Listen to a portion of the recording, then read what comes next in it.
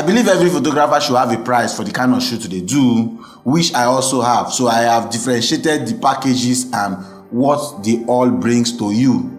I have my basic packages where my students have to snap. So when my students are snapping you, you shouldn't be expecting the best because it's a basic package. And I normally explain this to my clients so that we'll not have issues at the end of the day. So those of these clients that says they want to go with the plan like that, I say no problem, you can go with it like that. But if you feel like you are not okay with my students snapping you and you want my signature on the picture, then you have to book me. So don't at the end be booking for a smaller package and be expecting something big.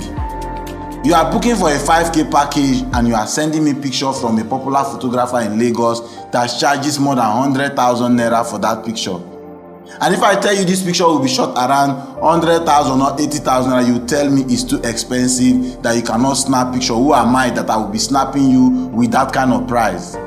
So it's always advisable that once you know you cannot pay for something with quality, then go to the roadside. I know there are a lot of photographers that can do good pictures and will still charge less, but I feel like some of these photographers still don't know what they are doing.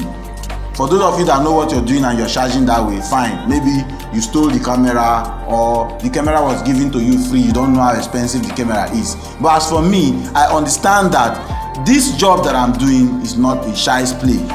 So whenever somebody meets me to want to do a shoot, I normally explain to them so we don't have issues at the end. Don't go bringing pictures from bigger photographers that are doing well in the industry, that are being well paid.